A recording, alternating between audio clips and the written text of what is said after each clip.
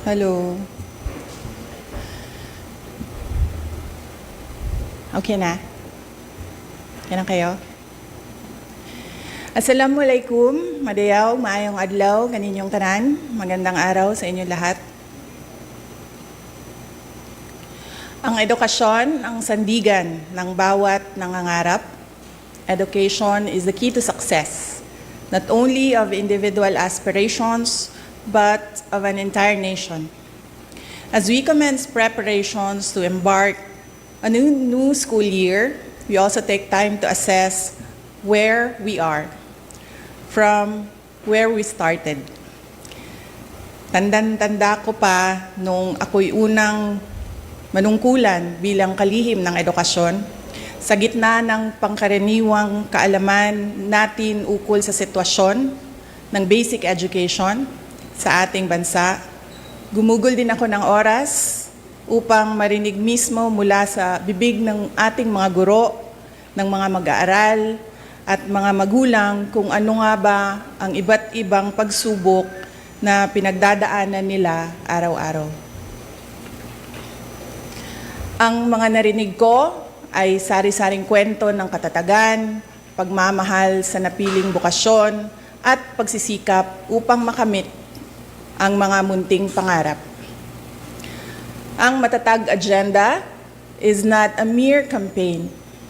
Rather, it encapsulates and defines what Philippine education, along with its approximately 28 million learners and almost 1 million teachers, already embodies.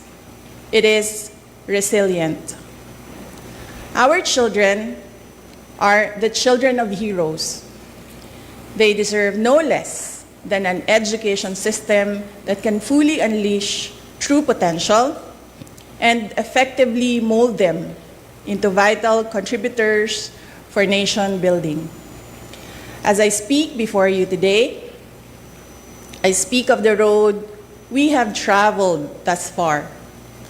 2 years since we accepted the gargantuan task of heading the basic education sector, we have taken big steps towards institutional reforms through the improvement of our curriculum, the acceleration of basic education infrastructure and facilities, the promotion of learners' safety and well-being, and the provision of much-needed support for teacher quality and welfare.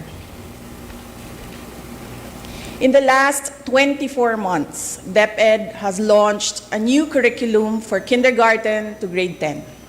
As we open our schools on July 29, we highly anticipate its nationwide implementation.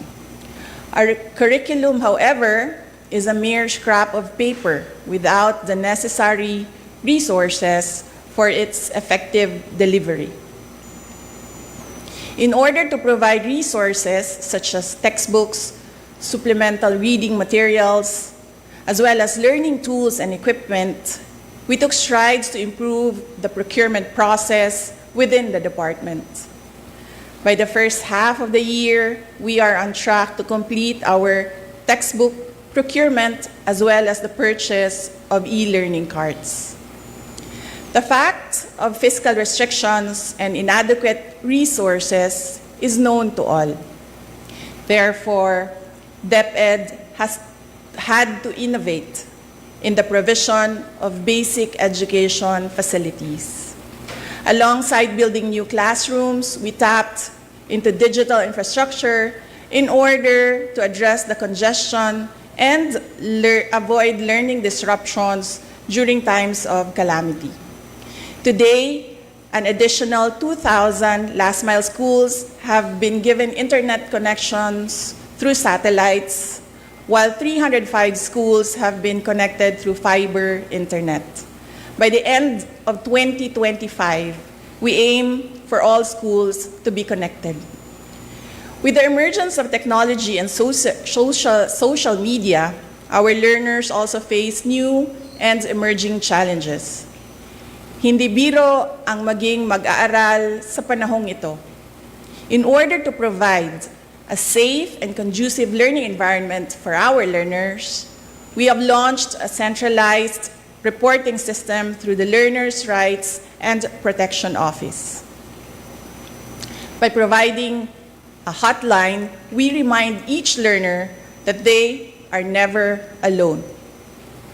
We continue to provide awareness and work with partner agencies to shield our learners and teachers from all forms of abuse, illegal drugs, terrorism, insurgency, and all forms of criminal activities.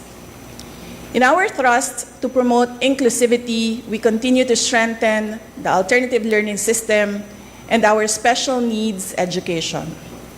No child should be left behind. Teachers are truly the cornerstone of any education system. We have worked tirelessly to address your concerns through the National Educators Academy. We have provided avenues for teacher training and professional development. We have provided personal accident insurance to assist our teachers when they need it most. We have removed all administrative tasks to unburden our teachers, to bring them back to the classroom, and to allow them to focus on teaching. We have also given our teachers their much needed rest, a 30-day, no mandatory or voluntary tasks break, which they are currently enjoying as we speak. I did not do this alone, nor do I claim to have done so. I would like to take this moment to express my profound gratitude to those who took part in this journey. To our partner agencies in the national government, thank you for your commitment towards a whole-of-government approach for basic education. To our local government units, thank you for keeping education and the youth as priority projects year in and year out.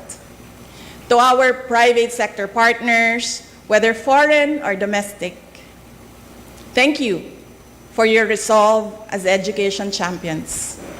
To my DepEd family, Execom, Mancom, Central, Regional, Division, and school officials, teachers, and non-teaching personnel, thank you for your unwavering support, hard work, and dedication to serve the Filipino people. Mabuhay kayo.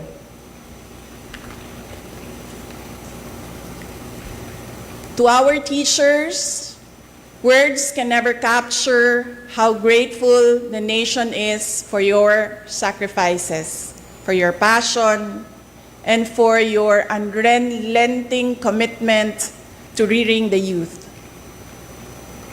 Salamat sa suporta, salamat sa pagiging matatag. The nation will forever be in your debts.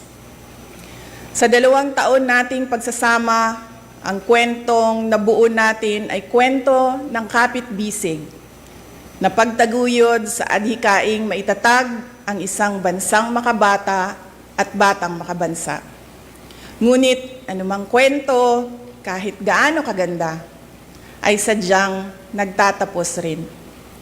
Earlier today, June 19, 2024, I sought an audience with the President and tendered my resignation as the Secretary of Education effective July 19, 2024. I have given my 30-day notice to ensure the proper and orderly transition for the benefit of the next Secretary. Mga kababayan, ang aking pagbibitiw ay hindi lulan ng kahinaan, kundi dala ng tunay na malasakit para sa ating mga guro at kabataang Pilipino. Bagamat hindi ako magpapatuloy na mamamahala sa kagawaran, patuloy pa rin nating itataguyod ang kalidad ng edukasyon na nararapat para sa Pilipino. Hindi man ako ang tumatayong kalihim ng edukasyon, mananatili akong isang ina, isang ina na nagmamatyag at titindig para sa kapakanan ng bawat guro at bawat mag-aaral sa Pilipinas.